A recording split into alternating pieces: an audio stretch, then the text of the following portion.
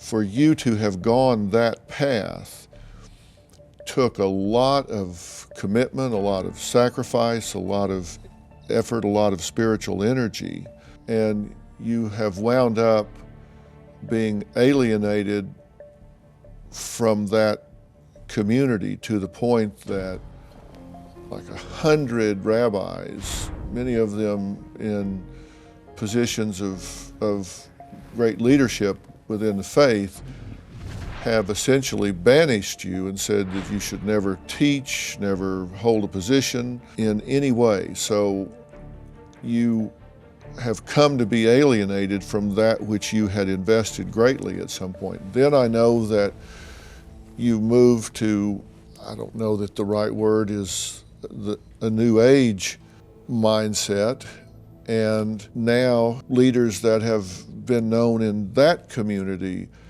have come forth and said, I don't want to have anything to do with this guy, I don't want him associated with me in any way, don't want him teaching, don't want anything him to do here. Mm-hmm. You have managed to become alienated at odds with a substantial number of people in two areas that you have invested a lot of your life in. Right. And I'm just curious what your ownership is. Most of the rabbis on the list, I don't know. Of those that I do know, I haven't been in touch with for 10 to 12 years. Most of the New Age teachers, I don't know and have nothing to do with and I've never met. And so most of this, and this is what I tried to say in the beginning, most of this is a kind of tragedy of the web. We're not sitting, we're not talking to each other. We're not having face-to-face conversation. Facts are completely distorted. And so we're locked in a kind of web war. Now, if a person's raped, we can say to them, wow, where are you responsible, right? I feel like I've been name raped. I want to take responsibility for every individual thing that I've done wrong. That's my full commitment. Why do you think these people have come after you with such a vengeance? Seems like they'd have a lot of stuff in their own life to do. What do you think's really behind this? I think I'm offering the best thing I can offer into the world, and I can't fully conjecture at other people's motives. You said at one point you thought they were jealous, which is certainly a common motive. There's two kinds of jealousy. There's jealousy, which is kind of a casual jealousy, and there's jealousy, which is a more primal jealousy, kind of Salieri and Mozart. There's a more primal jealousy. Salieri wants to bring down Mozart at all costs. I've experienced that kind of jealousy for all of my life, and that's been a piece of it. Scapegoating could be a piece of it. My own responsibility and shadow could be a piece of it, right? False complaints is a piece of it. A smear campaign is a piece of it. It's multi-determined. It's not a soundbite. Yeah, well, I'm not asking for a soundbite. I'm asking what you think. I think it's all of those.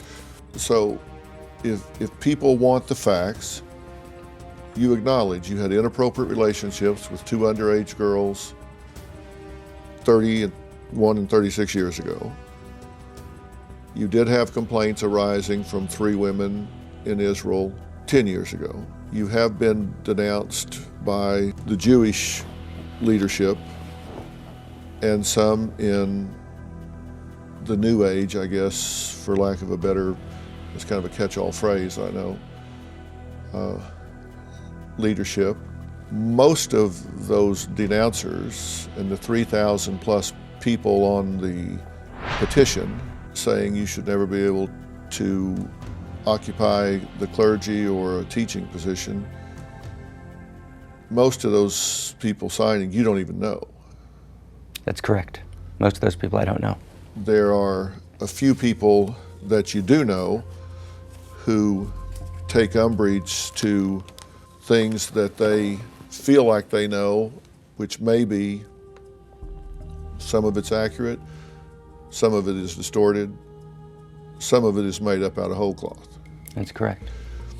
And if somebody wants to decide that you're not okay based on the things you acknowledge, which are the 2 underage relationships, the 3 women that took umbrage with you 10 years ago in Israel, if they want to decide you're a bad egg based on that, then they can decide that.